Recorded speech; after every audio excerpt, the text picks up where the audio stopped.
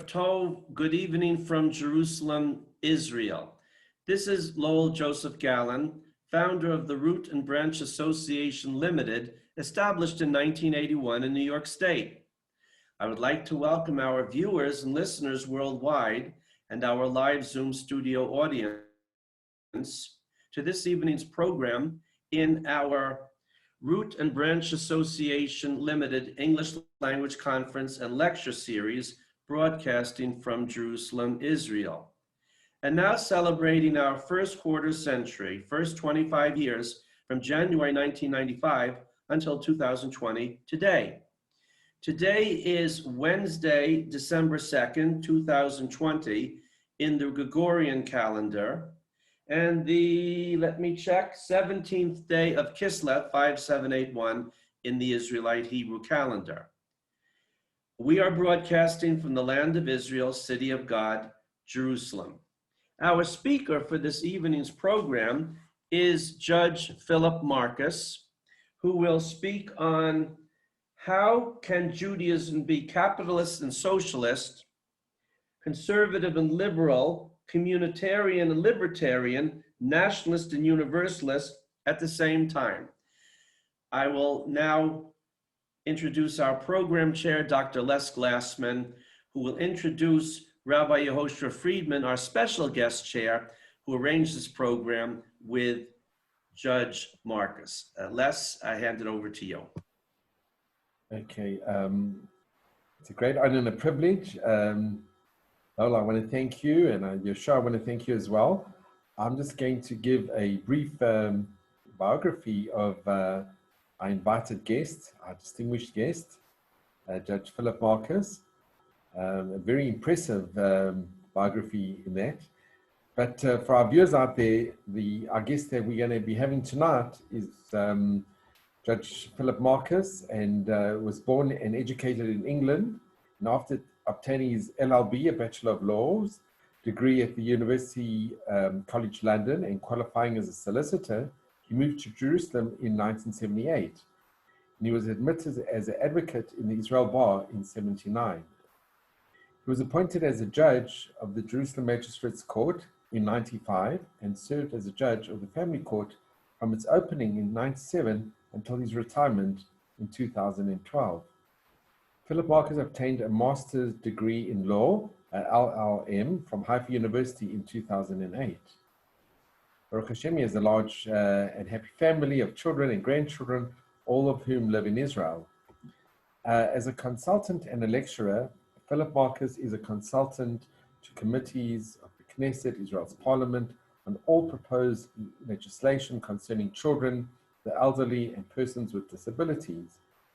He's a member of national and international organizations which focus on children who are affected by parental separation and divorce, and child-parent contact problems, and therapeutic jurisprudence.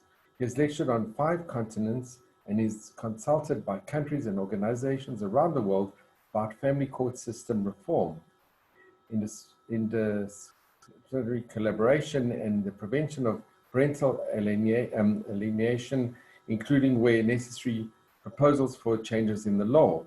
Among his published articles, it's appeared the Israel Family Court in the International Journal of Law and Psychiatry, Parental Responsibilities in the Journal of Child Custody, and innovative programs in Israel for prevention and responding to parental alienation in the Family Court Review. So without any further ado, I want to invite our distinguished guest, Philip Marcus.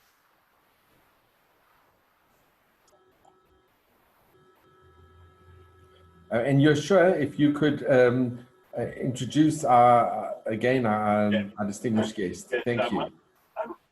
Now that you've filled in all the biographical details, I don't have to do that.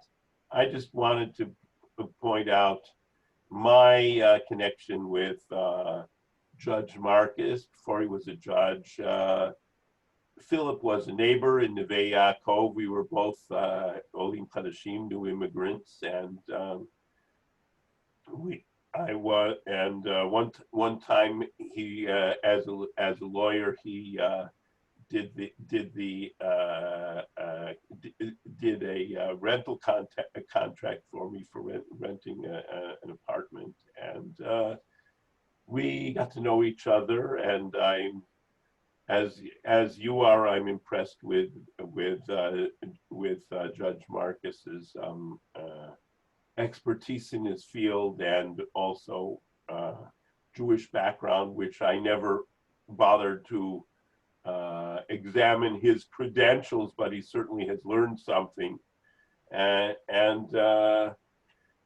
I want to just let him speak for himself now. Thank you very much, and welcome to Judge Philip Marcus.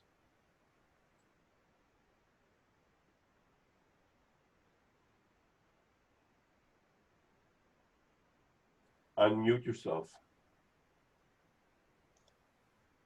Unmute yourself. You're mute. Not anymore. Okay, good. I hope we wouldn't have to use sign language. Okay. Thank you very much for the kind introduction and for the invitation to speak. I think the last time I spoke for Root and Branch was over 20 years ago, maybe more than that. But I'm impressed with the programming, and I'm impressed with your insistence on keeping this thing going, despite Corona. This talk I'm going to give this evening is not directly connected with my professional activities, neither as a judge. I retired from the bench nearly 9 years ago. Since then, I've been involved in writing, researching, lecturing on a variety of topics, mainly in the field of family law. But the underlying principles of my talk rest in a book that I'm preparing, which seeks to show that the dialectic of rights in all fields gets in the way and obstructs a sensible understanding of what human relationships are about, human relationships one with another, relationships with the state, and so on. That will probably come out during what I have to say. The topic I've chosen is one which has exercised me for some time. As I say, it's not on the general track of my usual activities, but it's to do with the need to be very precise when we use words, and how in the modern world all kinds of words are used unadvisedly. They're used without connection to their original meaning. They're used in order to mislead. They're used in order to disguise all kinds of agendas.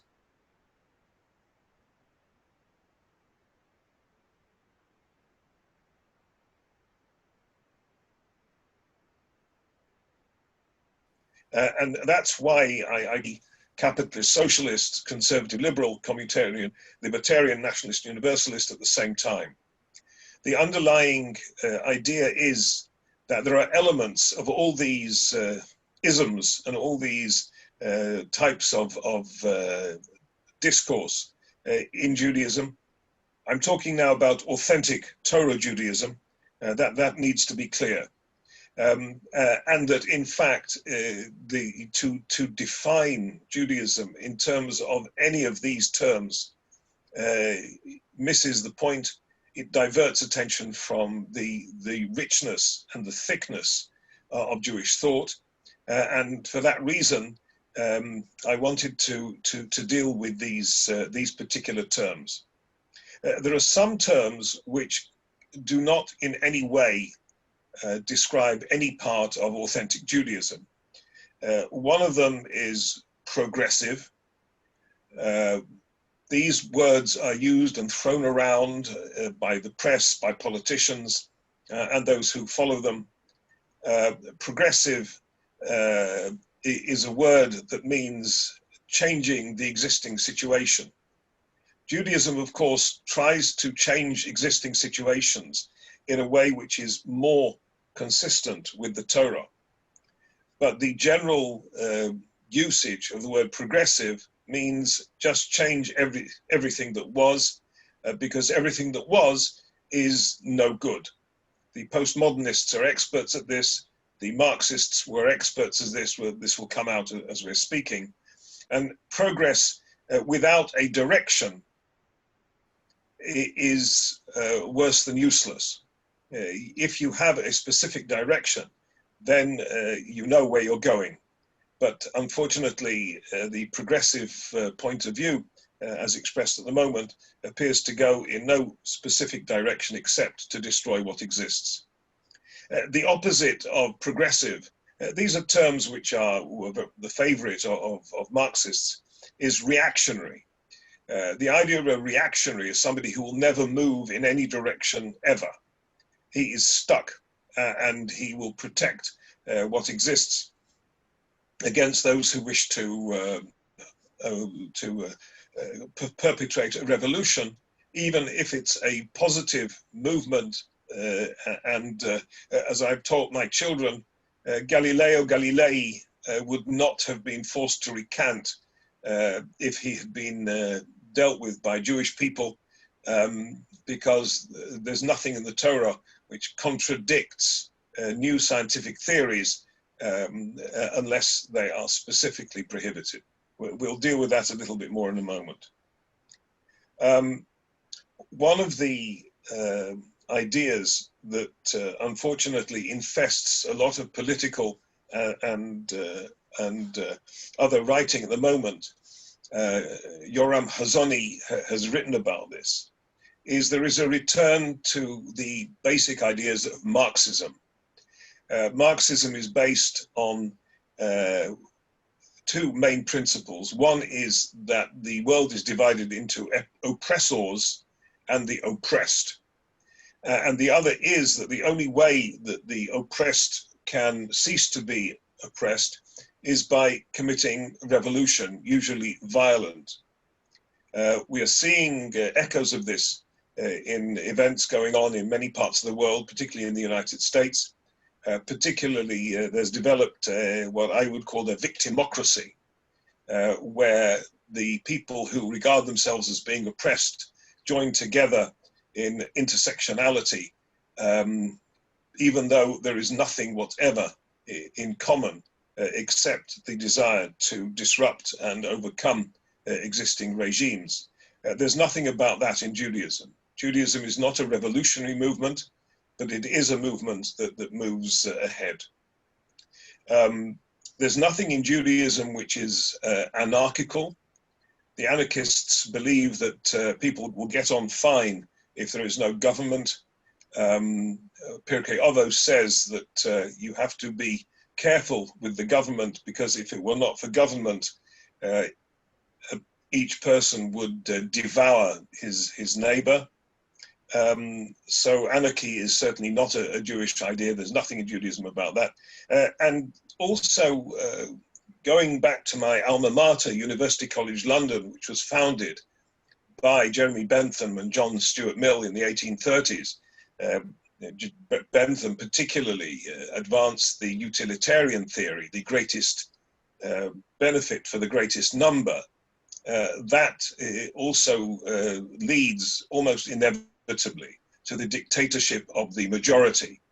And that is something which, of course, leaves the minority unprotected. As I will try to show, Judaism has none of these peculiarities. It is much, much thicker and much more complex, and I've chosen to deal with it on the basis of 8 terms which apparently contradict each other. But as I will show, if properly understood, they do not necessarily contradict each other, but they have little to do with authentic Judaism. One more preliminary note, and that is the word slogan. The word slogan comes from the Scottish language, and it describes the war cry of one army ranged against the other in order to instill fear. and it is usually without words. It's just an inchoate roar. It's been taken on by the advertising industry and by politicians and by the press to mean a single word or a short phrase, which is easily memorable, can be put on a placard or a billboard, and is usually highly emotionally charged and elicits an immediate reaction. Unfortunately, the press and the advertising industry are very keen on slogans, but they almost always disguise something which needs a great deal of thought and a great deal of analysis in order to understand what's going on. And reducing them to a single word or a phrase is nonsensical. George Orwell in Animal Farm takes the wonderful example of all animals are equal. And all animals are equal is the slogan which is painted on the side of the barn by the animals when they take the farm over from the humans. But then, of course, the pigs, not coincidentally, take over, and overnight the slogan is changed. All animals are equal, but some animals are more equal than others. Now, equal is a wonderful word. It incites or invites all kinds of warm feelings of community, and we're all in this together, and all that. In fact, it is taken completely out of context by practically everybody who uses it, and it's led to all kinds of strange phenomena, like advantaging one group over another, because 150 years ago the so-called disadvantaged group was oppressed by the advantaged group, and it's led to all kinds of other things. Slogans are great for demonstrations. I was in the first Soviet Jewry March in London in 1968, and we marched without placards. So there was this large number of Jewish students walking through the streets of London, and nobody had the faintest idea why. So we then realized that we had to have placards, and the placards had slogans like "Let my people go," and so forth. Slogans are very good for that, but words need to be analyzed, and life is complex. You will notice that I use the word complex and not complicated. If there's time, we'll get to the difference, because complexity is something which Judaism deals with in all of Talmudic discussion. Complicated is a negative word, a derogatory word for something which people can't be bothered to think about. Unfortunately, large proportions of the world population find thinking a bit too difficult for them, and we are reduced to the soundbite, and we are reduced to the 60 or 70 or 80 symbols in an SMS. So let's look at the first pair, capitalist and socialist. Capitalism, if properly understood, and as I understand it, means free trade, competition, allowing the market to do what the market does, to advantage certain things which are good and beneficial, and allow things which are not beneficial to wither away. So far as authentic Judaism is concerned, certainly it's based on trading, it's based on commerce. Commerce is an essential part of life. There's a whole section of the Shulchan Aruch on trade, and it is regarded as being an essential part of life. There's nothing wrong with that. However, taken to the ultimate extreme, capitalism is represented by the rugged individualist doing what he likes and achieving his commercial objectives without regard for the effect that his activities have on other people, so that there are limitations in Jewish law on free trade and competition. One example is that if there are two people trading in the same street, one of them is not allowed to attract children to his stall by offering them free sweets, because that would be improper competition. But apart from that, competition is encouraged, and even between learned people in the law, they are encouraged to compete in the study hall and bring their arguments from any source they can. So there is unfair competition which is dealt with, but on the face of it, Judaism allows for capitalism,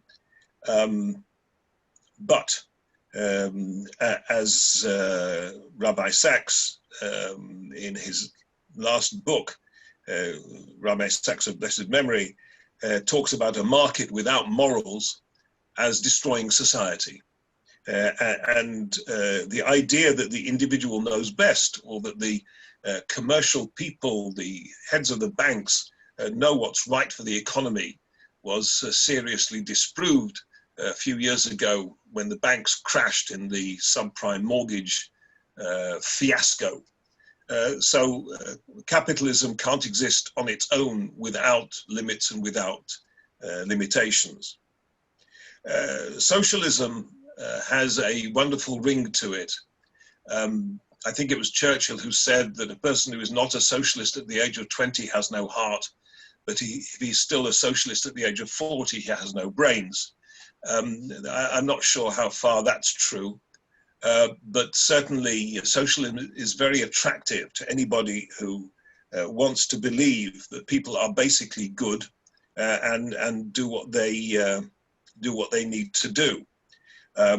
However, if it's taken to extremes, whereas capitalism may be regarded as ignoring the poor who cannot fend for themselves except as employees and customers, socialism, unfortunately, in a overheated welfare state, can destroy important parts of humanity and human dignity.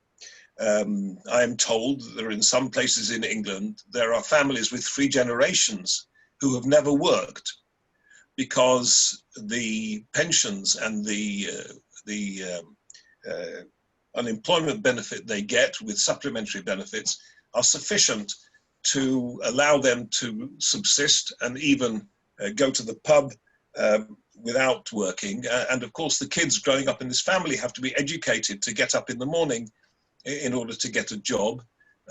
And in a depressed economy where jobs are scarce and there's no need for labor, then being on the dole is a good thing.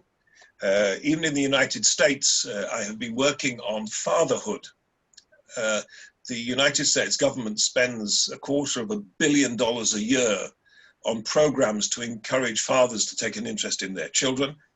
We're talking particularly about what used to be called minority and are now called, I think, inner city populations, because 60 or 70% of the children are growing up with single mothers, and in many cases, the father is unknown. This, of course, requires the United States Treasury to spend large amounts of money on supporting these unemployed women who, of course, cannot be employed because they may have 3 or 4 little children to look after. If there is no father on the scene, then she cannot sue him for child support, or if she doesn't know who he is.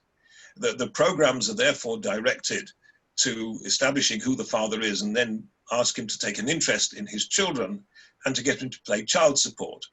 And if he pays child support, then of course the government pays less money in benefits to these single women.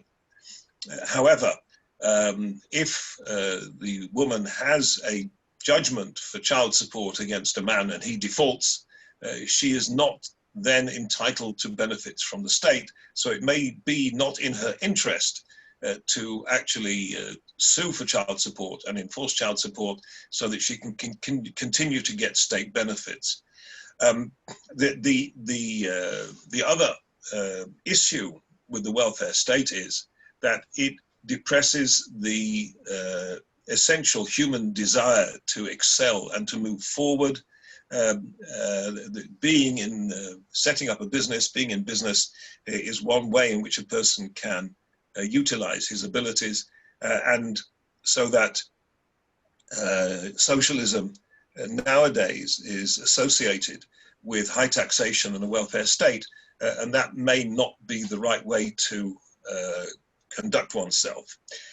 It's worthwhile remembering that the Nazi Party was the National Socialist Workers' Party of Germany, and the USSR was known as the Union of Soviet Socialist Republics. Socialism, therefore, can drift into totalitarianism because daddy knows best, the state knows best, the party knows best. I met a gentleman who had come from Russia, and he said that when he was growing up, he was taught that Russia was his mother and Joseph Stalin was his father, and they all wanted to be orphans as soon as possible. That's what happens in a totalitarian state.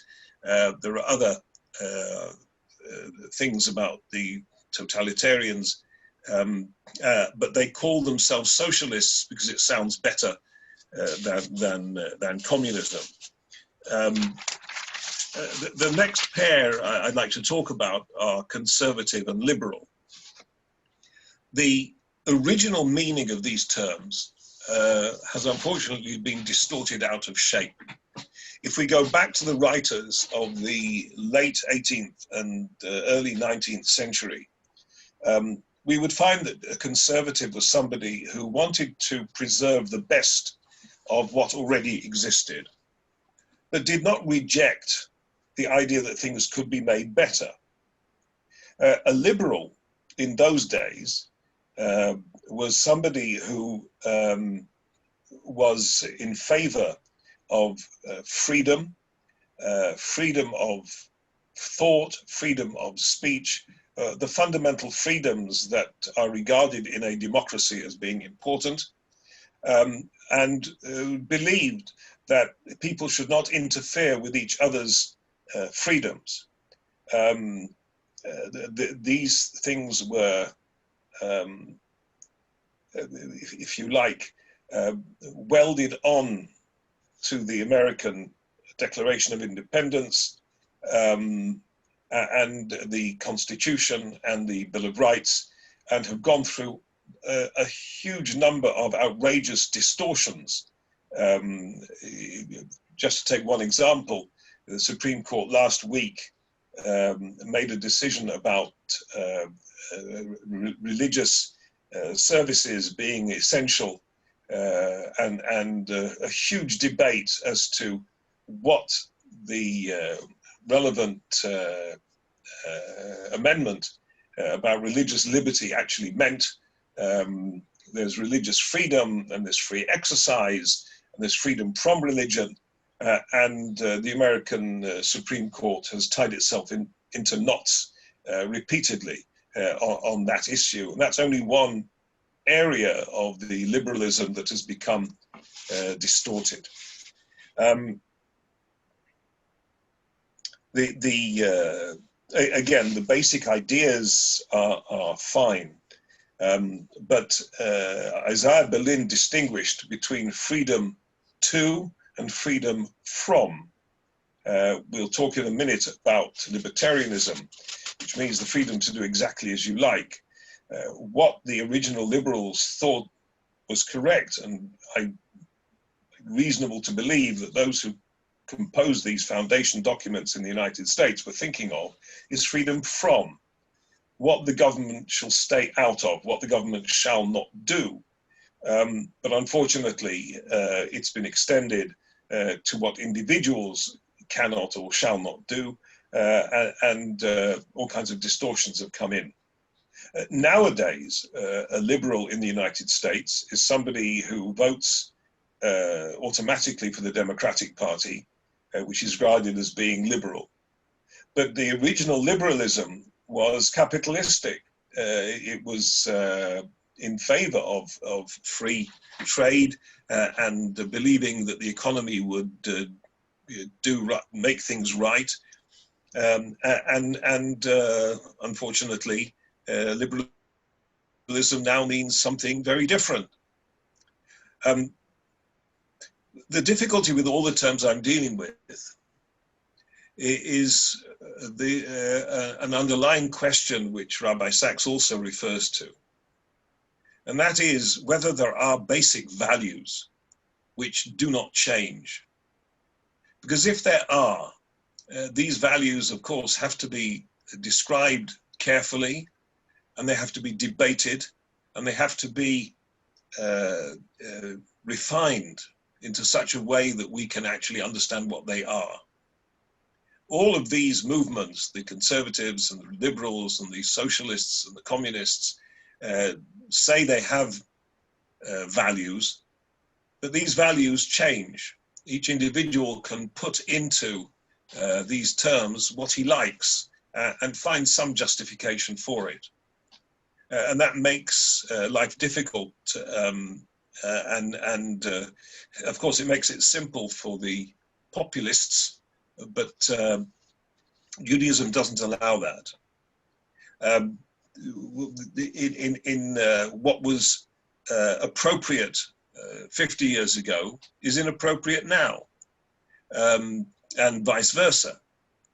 The so-called sexual revolution, which is alleged to have started in the 1960s, has all kinds of effects in the modern day.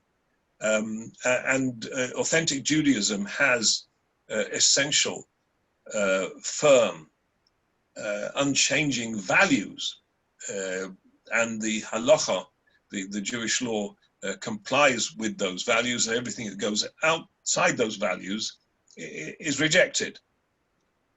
So all of the terms I'm talking about, they are on shifting sands unless they are based on a clear and firm value system. Things which were forbidden have now become permitted and have become laudable. And woe betide somebody who says that all lives matter, because if he doesn't pronounce the slogan Black Lives Matter, then he is rejected and he may lose his job as a lecturer or in an organization. So then the difference between conservatism and liberals purports to be that the conservatism is individualistic and liberalism deals with society. As I say, the original terms did not mean anything of the sort. It was possible to be a liberal conservative or a conservative liberal in those days. Now they are set up as being in direct opposition one to the other. Communitarian and libertarian. So Judaism is certainly communitarian. Communitarianism means that everything that's done has to be in connection with the community.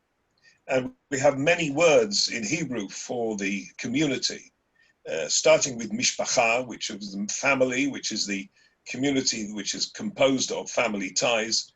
Then we have kahal, which means a community often used in a religious sense. We have a minyan, 10 adult male Jews who can perform certain ceremonies that they cannot individually perform. Kehillah, Eidah, Am, Goy. These are different words for the different types of communities that, according to authentic Judaism, the person has to bear in mind when he is dealing with other people and also in his private life. Communitarianism is set up against libertarianism, which means do as you like, provided you don't affect anybody else.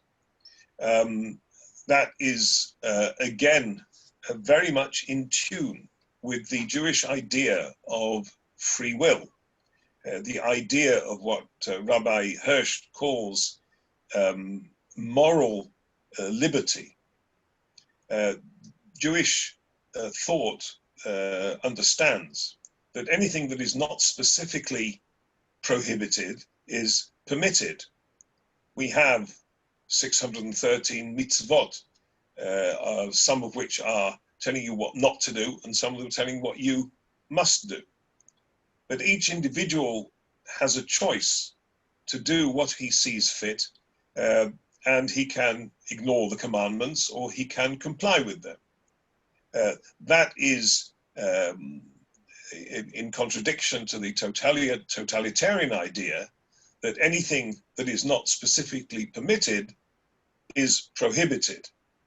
So that Judaism has this libertarian influence, if you like, that you may do what you like. You may have to pay the price for it. You may have to, you may be subjected to punishment for it. And society, of course, cannot exist on the basis of pure libertarianism, which can drift into libertinism, which means that the person exercising his rights doesn't care about what it does to other people. There are, of course, people like that. They're called narcissists and antisocial personalities, and they, unfortunately, provide a great deal of work for the family courts, but that's another issue. So what's the difference in that case? I do what I like as long as I don't affect other people, or do I have a responsibility to everybody else? Do I have a responsibility to the community? Do I have a responsibility to people outside my immediate family? And as you will see, these things hook in to the idea of a free market economy or a controlled economy. They hook in to all kinds of ideas about what is appropriate behavior, and whether the individual is simply a pawn of the state, or whether each individual is created in the image of God and needs to be regarded properly. The communist regime and the Nazi regime were built on the individual being a pawn, being simply a cog in the machine, cannon fodder, and of course the great outrageousness of communism is that they replaced the Tsar in Russia with the General Secretary of the Communist Party, who was no less oppressive than the Tsar in his day, but they dressed it up in other terms. So Judaism is communitarian in that sense. It's also libertarian in the other sense. Going back to the issue of religious liberty, libertarians would say, if you say you're doing something because it's part of your religion, then we are not allowed to criticize it. The communitarians would say you can do what you like, provided it doesn't contradict certain basic values or certain basic laws, so that, for example, child marriage, female genital mutilation, and slaughtering animals in the street, and everything in between, they may be described and thought to be the dictates of a particular religion, but the general wider community may say thus far and no further. So you can't have unbridled liberty. In the area of free speech, there is a strong tradition that you can say exactly what you like to whomever you like, whenever you like, but that has to be limited. It has to be limited to state secrets. And of course, the insult now, which is a fairly normal part of political and discourse in the press, can now be increasingly described as hate speech and therefore banned and prohibited, so that the limits between free speech and hate speech are blurred. The courts are called upon to deal with these issues the whole time, and we have many issues according to that. Another theme of what I'm talking about is, as I've said, who decides which are good values and which are not good values. The communitarian would say it's the community represented by the state. The libertarian would say it's the individual. As we used to say, if it feels good, do it. That's very much a libertarian approach, but you have a responsibility. You know, it may feel good to take drugs, but it may lead to all kinds of other things. The last pair that I'm going to talk about is nationalism and universalism. Now, again, my friend Yoram Hazony has written about nationalism. Nationalism got a bad name, and as Yoram Hazony describes it, that's because of Nazism. It's because of Hitler. It suited the victors in the after the Second World War to describe Nazism as a nationalist movement. I mean, the word national appears in its title. But as Hazony points out, there was nothing nationalist about Nazism. Nazism was about a doctrine of racial purity, which has nothing to do with the nation. And it was basically an imperialist movement. It was trying to take over the world and wipe out anybody who didn't belong to the appropriate race. However, the United Nations and the European Union were founded on the idea that the more people, the closer people are to their nation, the more likely they are to go to war with each other. And therefore, if you can reduce as far as possible the differences between people of different nations, then you will prevent war. This has proved to be a farce. It has proved to be nonsensical. And while we haven't had world wars since 1945, the bloodshed in various local wars, which the great powers and others have been involved in, and are going on to this day, the vileness of one nation towards another nation has not been mitigated by the existence of the United Nations and its Security Council and its so-called peacekeeping forces, who tend to run away at the first sign of hostilities. The European Union was founded on basically an excellent idea, and that is that nations which trade with each other, states that trade with each other, have an interest in not going to war with each other. And it was initially called the European Coal and Steel Community. It's now metastasized into a large organization with a central bureaucracy and very little political control over that bureaucracy. And it's also succeeded in removing a very important element of a person's identity. If we look at the identity of an individual, his identity is formed basically by his family, and then the extended family, the community he grows up in, the neighborhood he grows up in, and the nation is the largest unit with which a person can derive his identity from.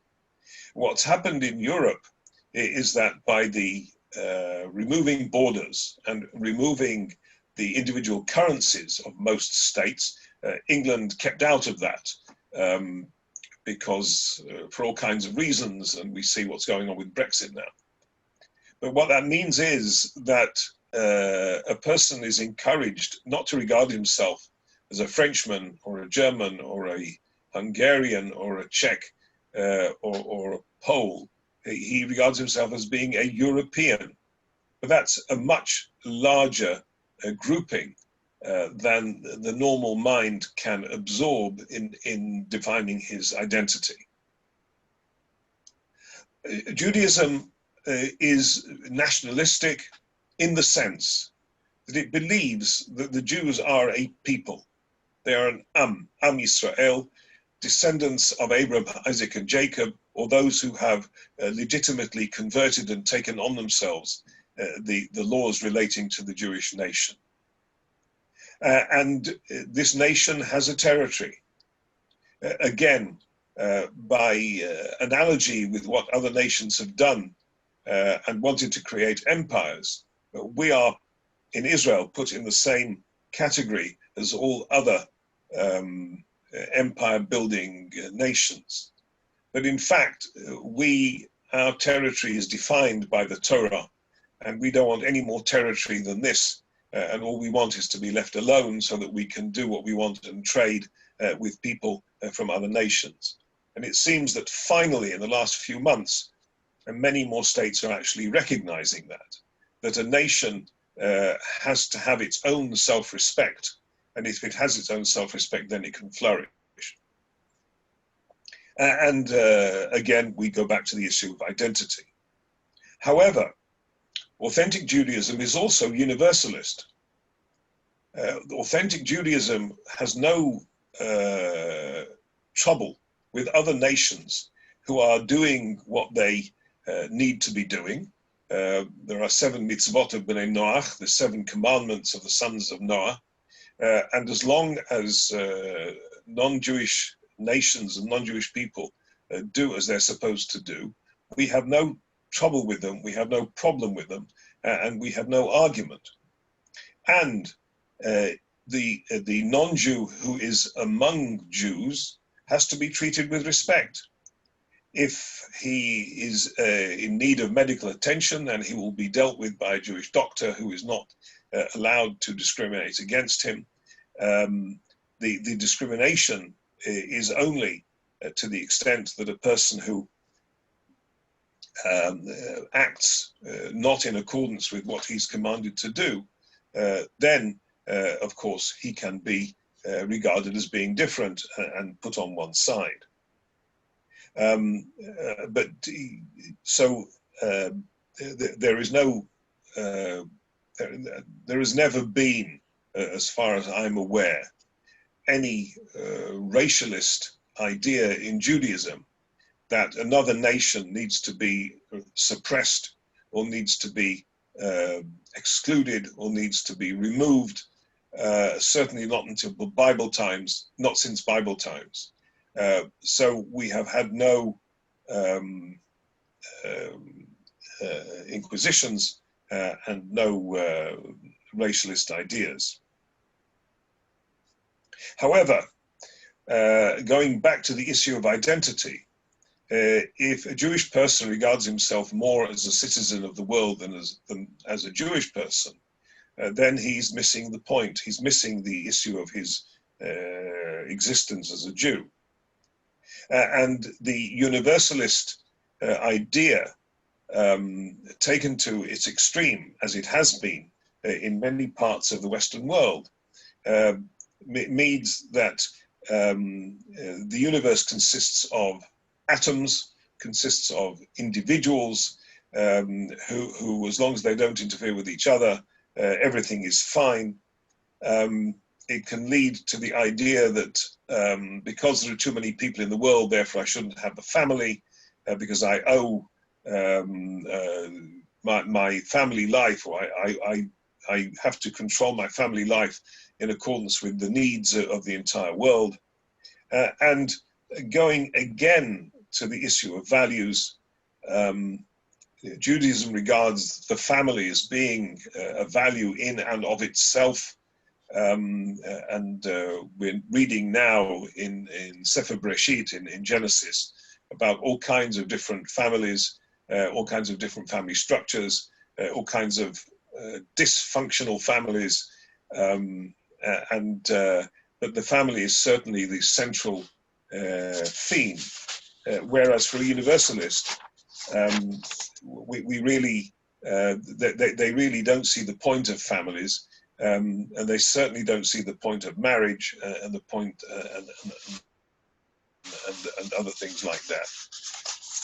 So we've dealt with 4 different couples, and I hope I've been able to show that Judaism has bits of these ideas. Some of the ideas are embedded in Judaism, but Judaism is a far more complex system.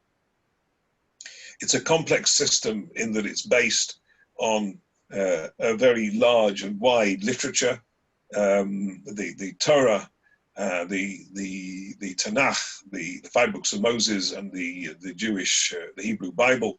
It's based on the Talmud, and it's based on the thinkers, the codifiers, and down to the rabbis of our own day, who are continuously refining and understanding the complexity of authentic Judaism, and to try to identify Judaism with any one of these ideas, and I've mentioned several of them, and to say Judaism is this or Judaism is that, that is to miss the point of authentic Judaism, and to try to remold Judaism in the form of whichever pressure group or whichever group of individuals want to reform it,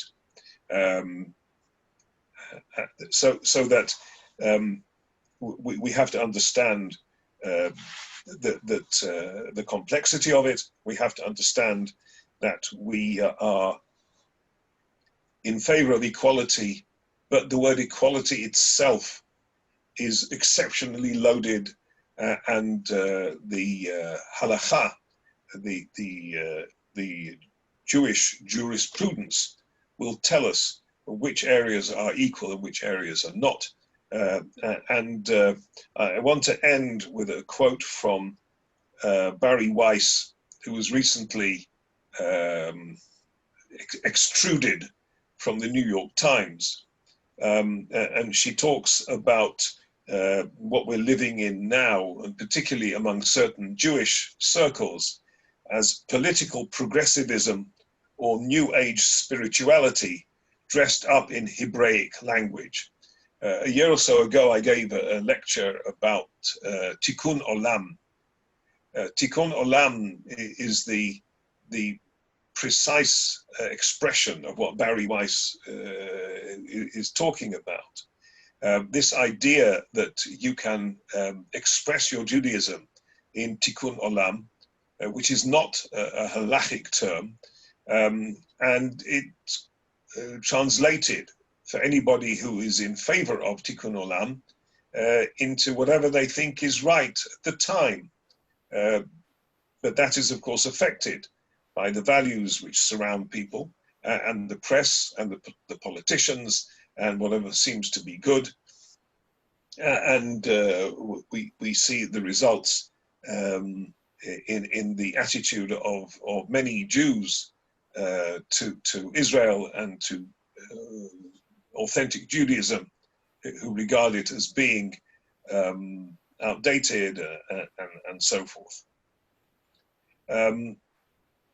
One final point that I would like to make, and that is this.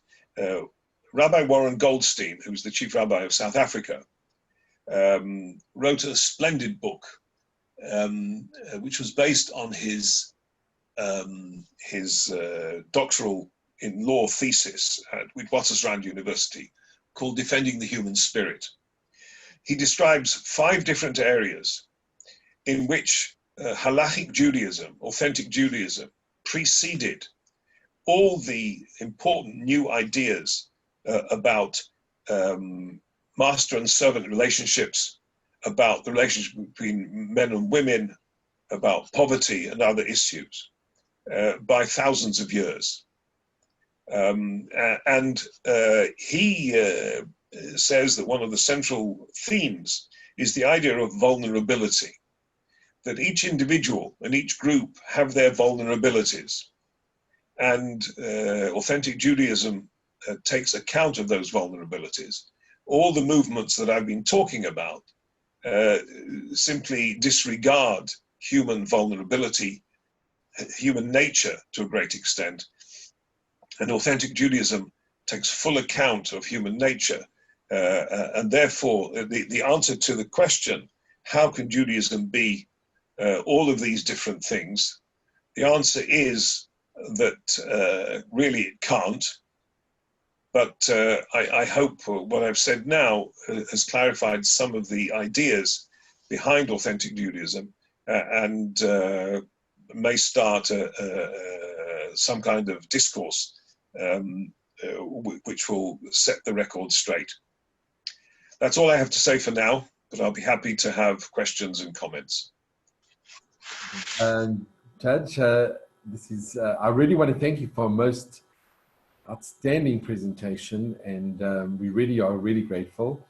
I'm so glad that you mentioned Chief Warren Goldstein. I know him personally.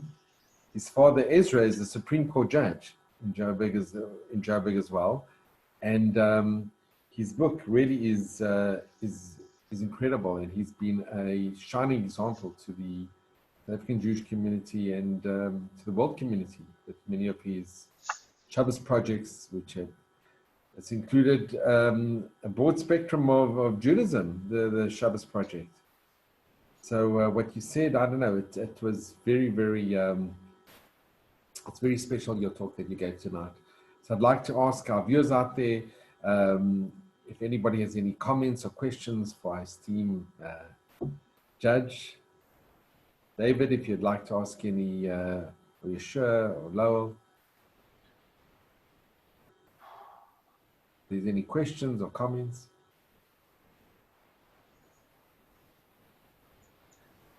I realize that what I said made a bit of time to be absorbed. That's very profound, Judge, what you said. There's so many aspects in what you said, which really it strikes a tremendous chord. It really does. And Lowell, is there anything you'd like to add? Yes, but because I'm the MC and I usually defer to other people, that's why I was waiting, because I know that Yoshua and David have comments and questions. So I wanted to defer to them first because you and I are the hosts. Sure. David or Yoshua? Yeah, sure. I found it extremely interesting. Did you want to say something? Yeah, go ahead, David. Go ahead. One thing, well, I remember when I was in yeshiva in Jerusalem and Or Sameach, and a lot, rabbis would say the isms, they're all Jews: communism, capitalism, socialism, Marxism, which may or may not be true. Where you mentioned the universalistic aspect of Judaism, where theoretically, from my understanding, is that you could have just non-Jewish societies according to any of these patterns, that, like, in theory, whatever it qualifies to be a Noahide society, you could have very, very strict society that's Noahide, or a very lenient society. You could have, possibly a communist or a capitalist society that might qualify to the Noahide system. And like a theological basis, not like, I mean, Judaism's more focused, is this permitted, but our actual theology of Jews as a priest to nations, and even Jews that leave the path being used, kind of say, against their own will by Hashem, by creating structures for universalism as like a priest to nation, and even secular Jews benefit the interaction between nations. Versus the pushback, if we openly say, like, this is our theology and what we believe, that could be misconstrued, to anti-Semites or people saying, well, what do you think your role is in this society? I think one of the points you make is very important. That is that Jews tend to be in the leadership of many of these movements. It was certainly the case in the Communist Party, at least until Stalin tried to wipe them out. You find Jews in leadership positions. The reason for that may be, and I know I'm not qualified as a historian or as a anthropologist to say why this is, but Judaism is basically an optimistic religion, and it believes that things can always be made better than what they were. And therefore, because we do not believe in the fall of man, we do not believe that humanity is damned to eternal perdition because of the sin in the Garden of Eden, because we believe in tshuva, in the power of repentance, we are basically an optimistic people. And what that means is that if we see something that's wrong, we want to fix it. There is also, of course, and this has been spoken about many times, the long tradition of Jewish literacy. I'm working with a couple of non-Jewish people on a particular project, and we were talking about education. So one of them brought out the definition of education from the Encyclopedia Britannica, and he said, well, education started sometime in the 19th century with public education, because the capitalists, the business people, the employers needed literate employees, and therefore there was public education. And it's true that until well into the 19th century, the vast majority of the world population was illiterate. Whereas illiteracy is practically unknown in Judaism, because we have Vishinantom Levonecha, you shall learn with your child, and you shall tell your child about it, Jewish children literate, which means that the Jews in any society tend to rise to the intelligentsia, they tend to rise to academic positions, and then of course they lead these movements, and it's like anything that if you have a very, very energetic particle, it'll fly off in any direction it seems unless it's properly guided. So that non-religious Jews, have this energy and they have this literacy and they have this ability, and it tends to go charging off in all kinds of different directions. The examples we have from the 19th century and 20th century, people like Marx and Freud, Einstein, and others. There's no doubt that Marxism has caused the deaths of millions of people, and it is completely misguided. It's true that Freudian psychiatry has also probably caused more suffering than it's alleviated. But we don't need to go into all that. Some of both. Again? It clearly did some of both. Right, exactly. The other point you make about Noahide nations, you're absolutely right. As long as they keep within the Noahide rules, then they can do exactly as they like, and that leads to a tremendous variety and tremendous. It makes life more colourful, right, for everybody, and jolly good luck to them. Again, one of the canards is in comparing Judaism to other religions, that we do not evangelize. No. We do not want to convert people. We're not interested. If somebody comes and says, I want to become Jewish, we start off by saying something like, you must be mad. Why do you want to be a part of this nation? And we only accept converts from people who are really seriously committed. but it is a common human fault to judge people by your own standards, and therefore, Israel is regarded as being colonialist because all the Europeans were colonialists, and they are now going through a paroxysms of post-colonial guilt in all kinds of places, and blaming themselves for all the evils in the world. Well, we simply weren't there. We simply weren't interested in that. That was not part of what Judaism told us to do.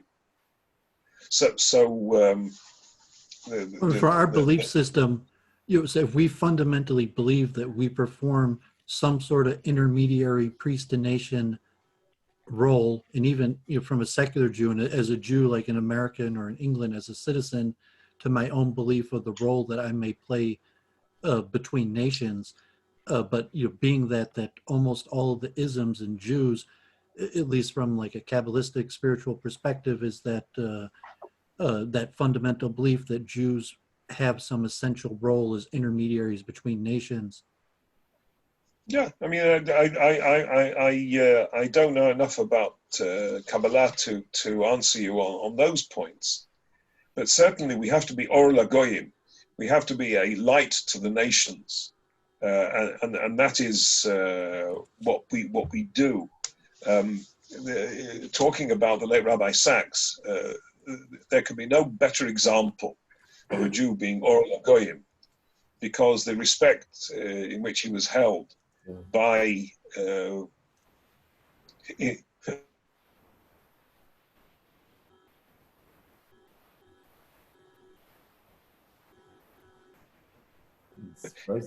practically every intelligence. His Hashem was fantastic, and the outpouring of grief at his passing from all kinds of areas is quite fantastic. But every Jew is capable of Kiddush Hashem, of sanctifying the name of God among all the nations. Every Jew is capable of doing the other thing, which is Chilul Hashem, the desecration of the name.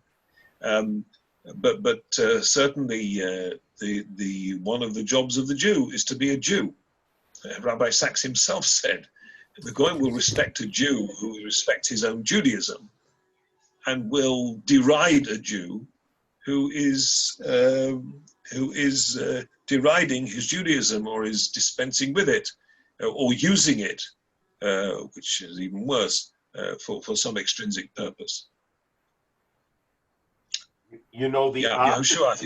The opposite is true. That the more a person it's very funny.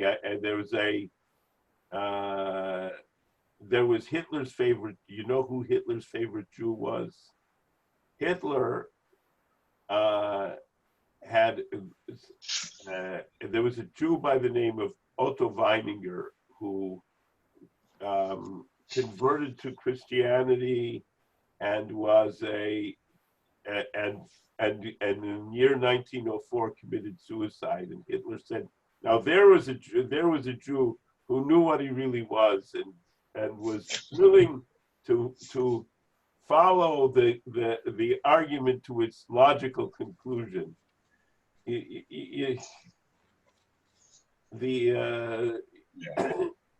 That's sort of the inverse of that argument, Right.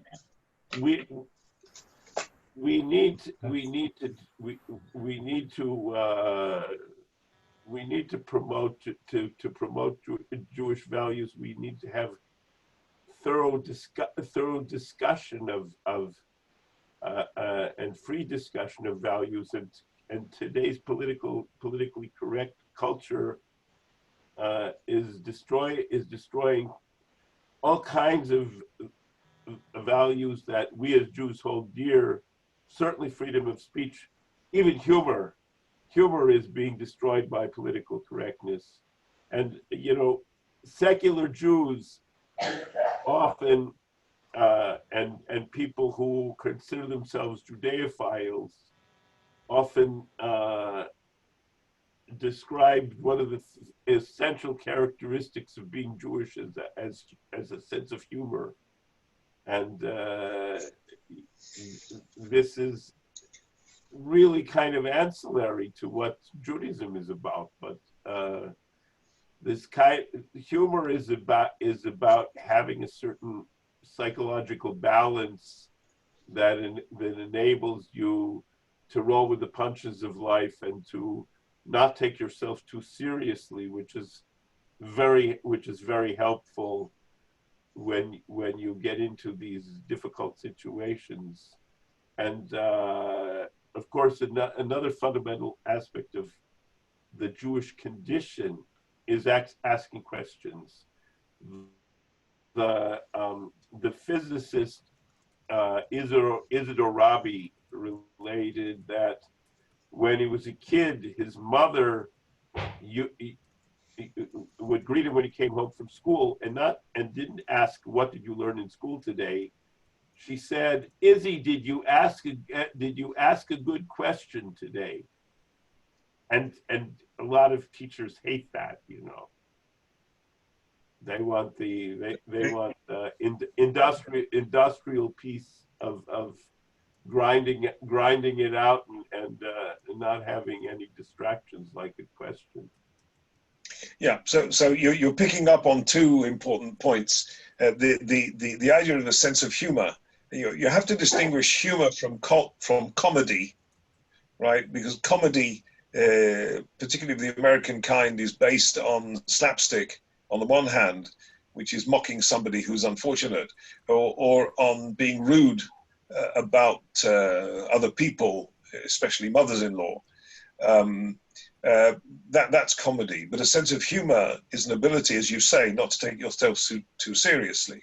And that is to do with anova, it's to do with humility, that you see yourself as being created in the image of God, but you are off of Afer, you are dust and soot, as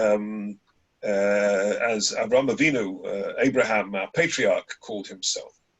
And it is that dichotomy, and living with dichotomies, and living with apparent contradictions, and trying to sort out the contradictions, which enables, on the one hand, and needs, on the other hand, a sense of humor, because there's nothing more unpleasant and boring than a person who takes himself too seriously. The other point you make is about questioning, and Rabbi Sachs wrote about this as well.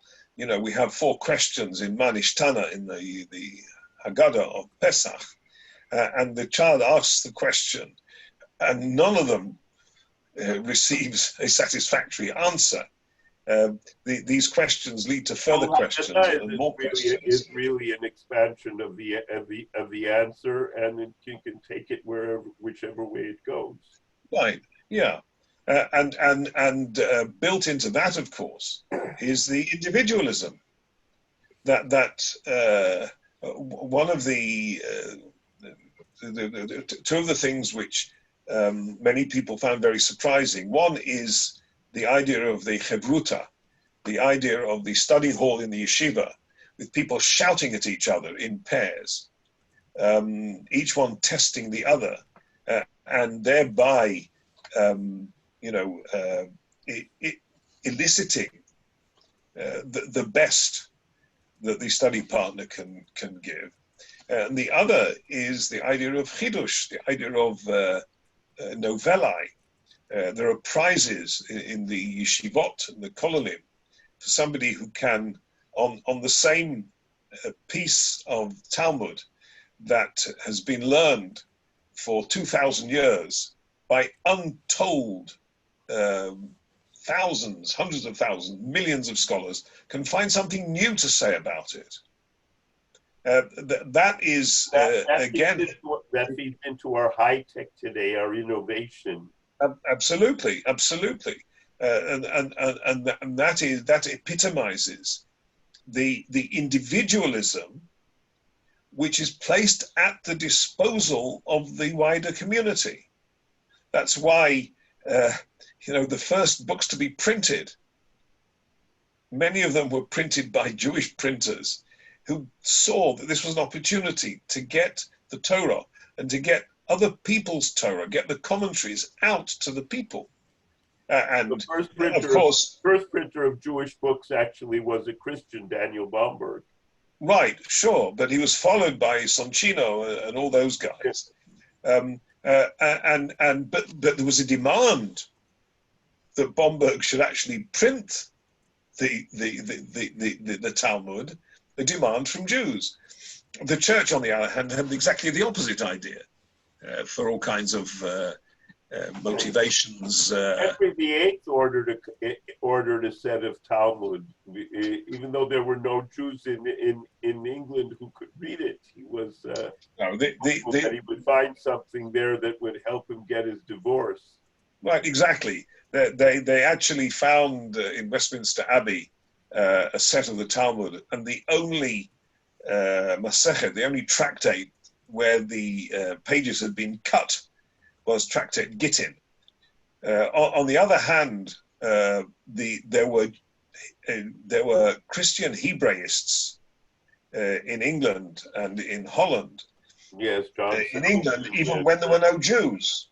Yes. It's said of John Selden was sentenced to the Tower of London, and when he was asked what he wanted, he said, "I want the Talmud," and he wrote in Hebrew, or quoting Hebrew and Aramaic phrases, learned treatises on tithes and all kinds of other stuff.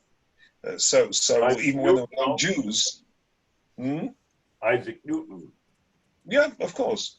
And what is it? Yale University still has Hebrew words on its. Yes, yes, the Reverend Ezra Stiles was the president. Right.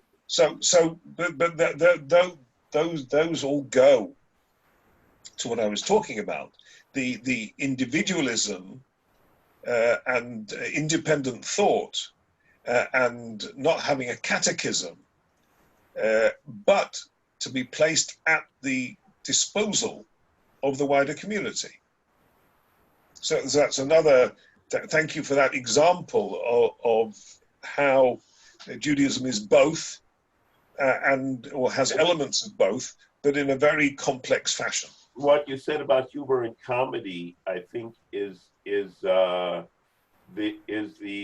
connected with the golden mean, which the world knows from the Greeks, but we know it from the Rambam, Maimonides. That you have to take the middle way, and in the humor versus comedy. I mean, there's the extremes on one hand of being totally humorless, and the other extreme of being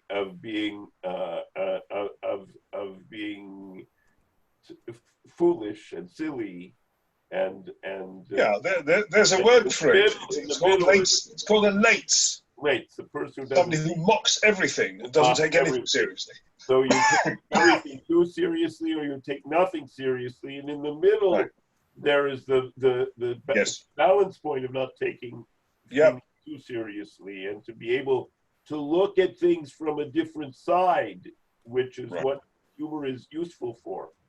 Right. Joshua, I have a question for Judge Marcus. I'm looking over the list of movements: capitalist, socialist, conservative, liberal, communitarian, libertarian, nationalist, universalist.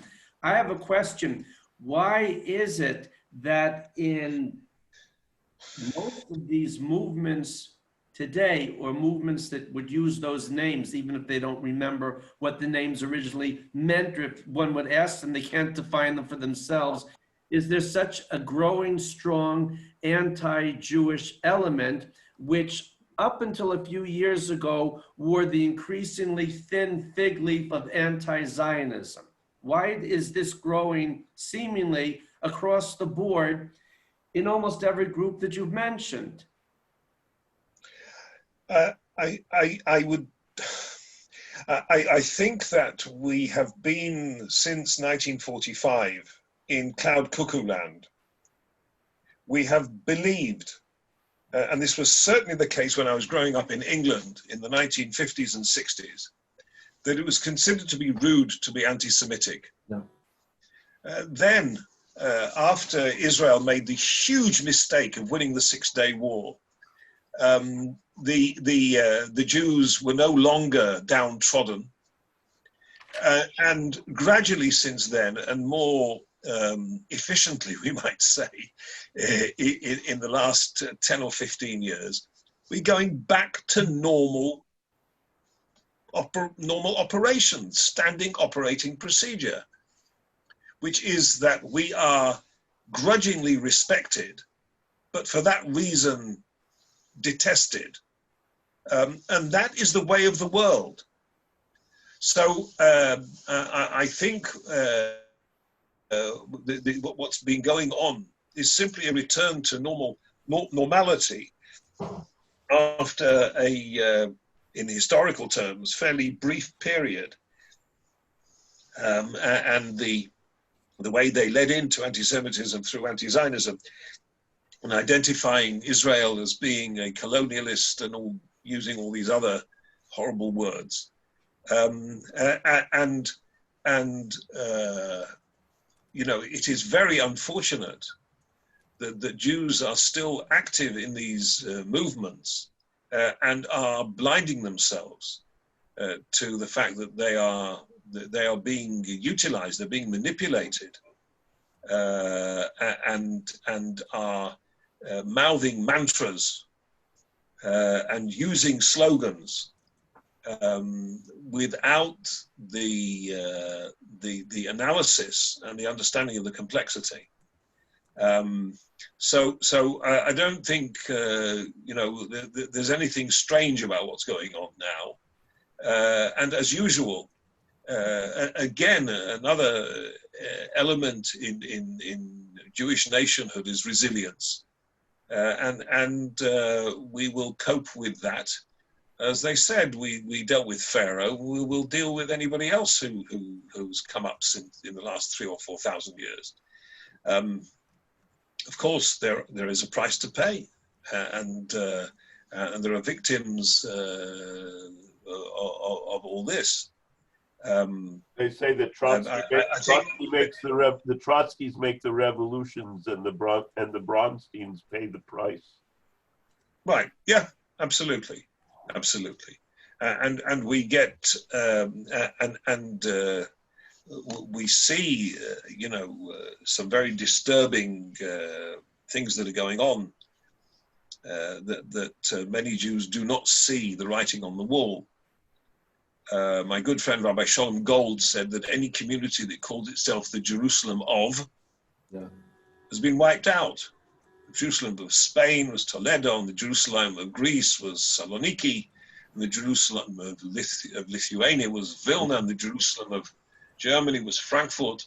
And we now have all kinds of communities which believe they are Jerusalem, and they're living among non-Jews. And in New York, we're seeing some very disturbing things being said by the mayor and the governor about Jews. Anyway, Well, I don't want to go deeper into that. That's not my topic. Okay, can I mention something? You know, you said something about the yeshivot, which really resonated. It's amazing. If you look at Volozhin, you know who came, like you had Bialik, you had communists, you had great Rabbonim, and they all came from this Volozhin where they could express themselves. It was, and they could stimulate the intellect.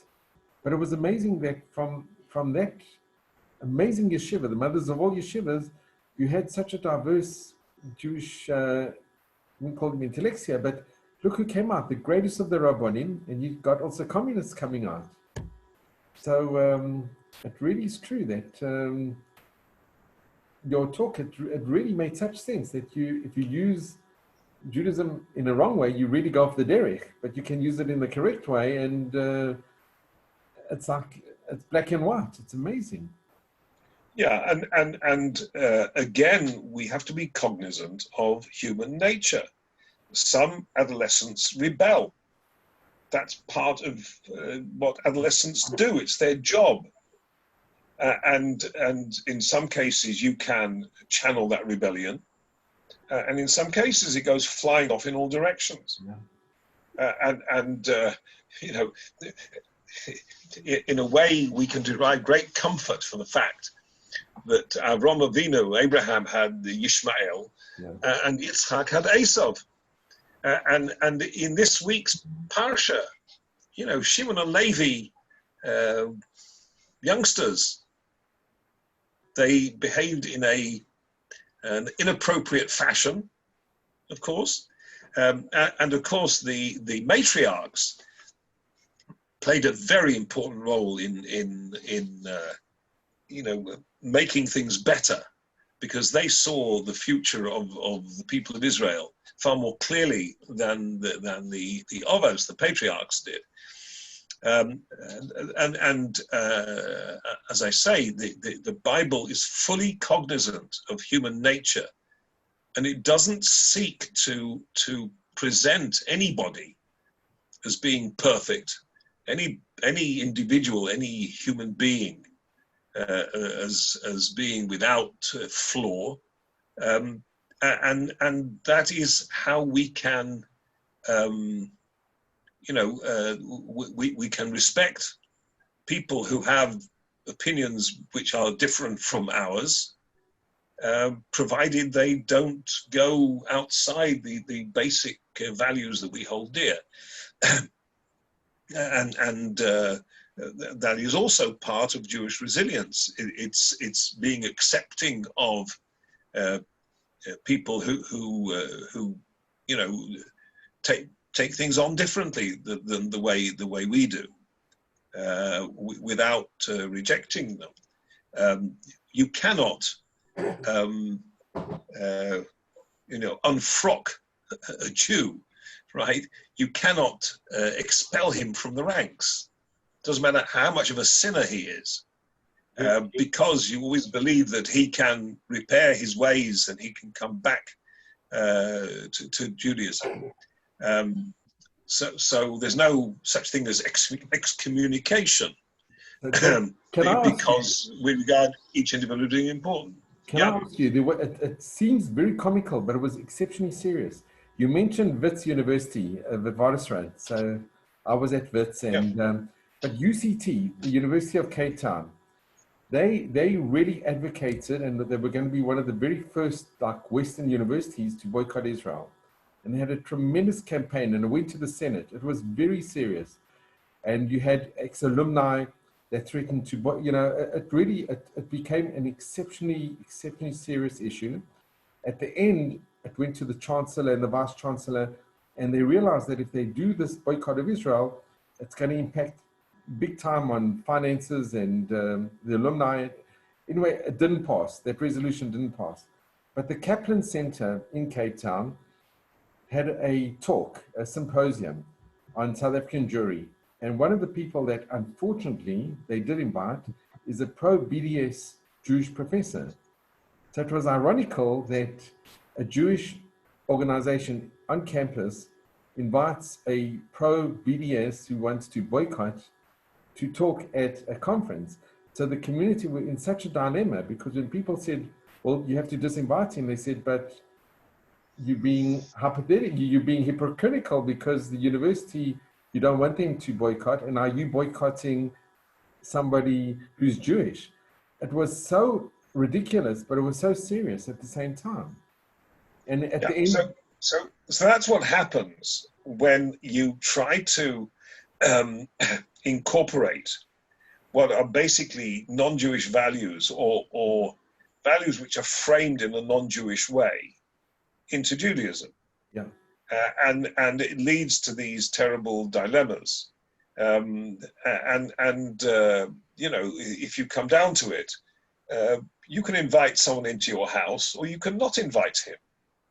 And if you choose not to invite him, he can have no claim against you, except that in the last 15 years or so, all kinds of new rights have emerged, including the right not to be insulted, and the right not to be made afraid. So you have these trigger warnings that lecturers have to put up in American universities that, you know, it's possible that you might hear something that you find disagreeable. That years ago, that started with Roosevelt, Roosevelt's 4 freedoms. Freedom of, yeah, freedom from want, freedom from fear were the last 2. right. But freedom from being insulted, or freedom from being called out for something that you've done, and you know, as we know, you know, intellectual debate has become almost non-existent, and there are Jews leading these movements. What can I tell you? But on if I can conclude on a positive note, right? What we're seeing now is that you know, Israelis are becoming more and more effective in presenting Jewish values in all kinds of areas, and if they do, they are treated with great respect. These people need to be encouraged, and with an increasing number of people who are called Haredim going to college and getting degrees and getting into all kinds of things, I think we're going to see a huge expansion in influence in all kinds of fields. I'm sure that you know, Rabbi Sachs was, as I say, epitomized that in his particular area of philosophy and political philosophy and so on. And Rabbi Goldstein is doing similar things. And I'm sure we'll see more people like them coming through. But my son, when I told him about a lecture I was going to be giving to a group of non-Jews, he said, "You should be a light to the nations, but you should not blind them." Which means that you have to present your Judaism in a way which is palatable, without in any way detracting from or reducing the Jewish ideas that you're putting up. Mr. Marcus, do you have time for one last question? Go ahead. Looking at a more philosophical level, like approach to Judaism, you know, Judaism, like you were saying, is unique in a way that it essentially will not change the law, but the law is based on what's successful. The halakha, like if a person could be more successful by shaving, there's exceptions for shaving, various things that you know, Jews in different societies adapt, because Jews generally adapt to what's successful. And then long term, when you're looking, the Jews have returned to Israel, and you have the Haredim to separate out. You're saying that's not really Judaism. Those are the collective best practices that the Jews have taken from the non-Jews. And even they keep on mentioning Rabbi Sachs. I was thinking the debate with Rabbi Ruvain and Rabbi Mizrachi, and I watched that clip about evolution, and Rabbi Sachs had said something like, you know, the wench is dead. And I looked that up, and I think it was from Inspector Morse.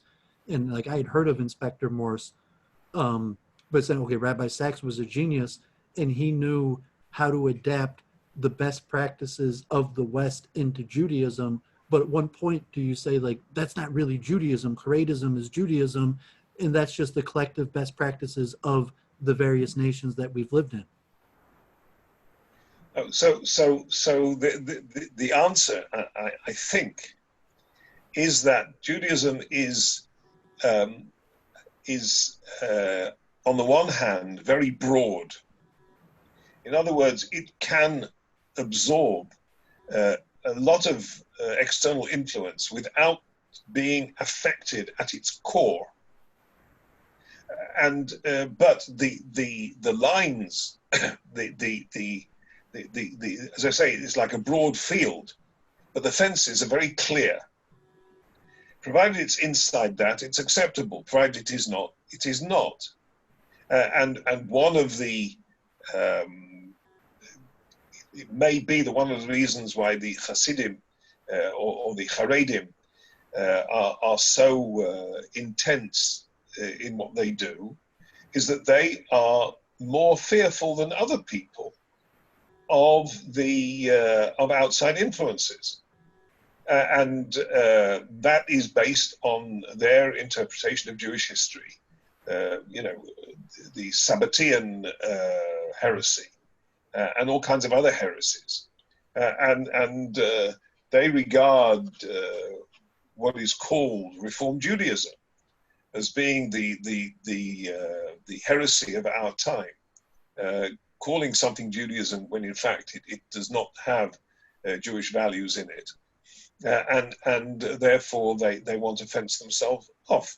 And each individual has to form his own, his own system for staying within Judaism.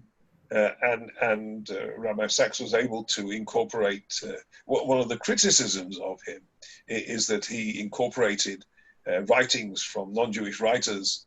But if it's right, it's right. And if it doesn't contradict Judaism, then it's fine. A predecessor of his was Rabbi Hirsch. Yeah. Rabbi Hirsch, who also, took the best of what was going on of science and philosophy, and showed that it was not contradictory to Judaism, and that Judaism may benefit from it. But each individual has to find his own place, and then he will find a community of people who agree more or less with him most of the time, and there are people he can argue with. But the basic core remains unchanged. The core remains unchanged, and that's why you can go to a Yemenite congregation or a Lithuanian congregation or a Hasidic congregation, and they will accept you as being Jewish, because we have the same Sefer Torah, which was given at Mount Sinai.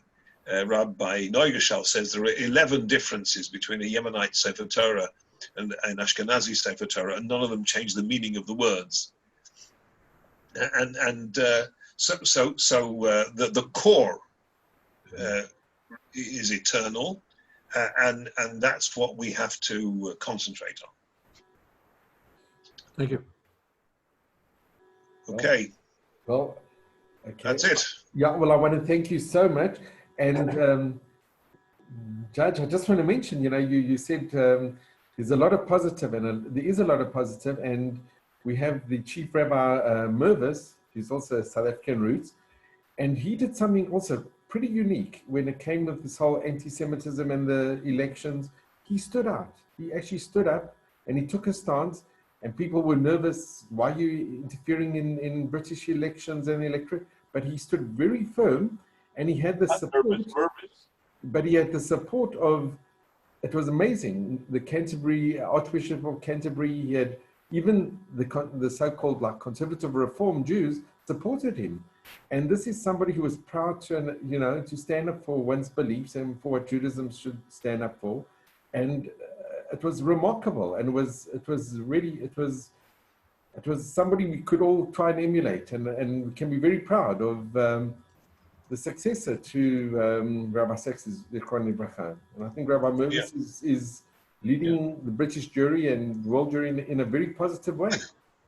Yeah, but we must not allow ourselves to be defined by the anti-Semites, because what we have is itself exceptionally powerful. Obviously we have to encourage Jews of all shapes and sizes to understand how powerful it is. And that's what Root and Branch is doing. That's why it's a pleasure to be speaking in this forum.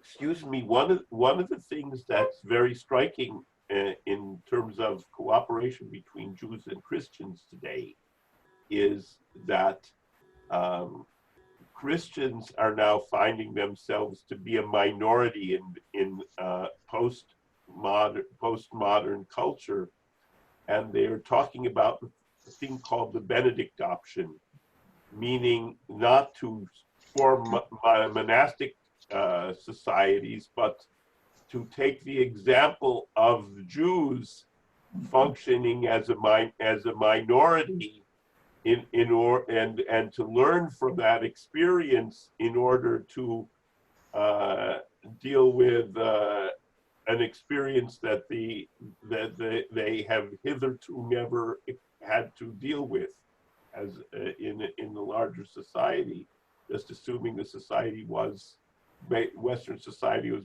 basically Christian, which it isn't anymore.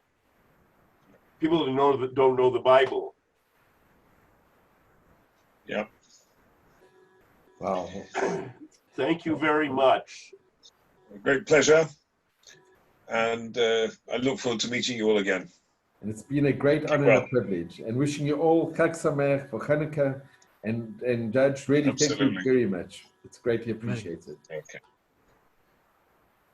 Be well.